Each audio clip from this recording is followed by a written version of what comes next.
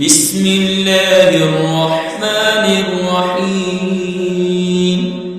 والسماء والطارق وما أدراك ما الطارق النجم الثاقب إن كل نفس لما عليها حافظ فلينظر الإنسان مما خلق من ماء دافق يخرج من بين الصلب والترائب إنه على رجعه لقادر يوم تبلى السرائر فما له من قوة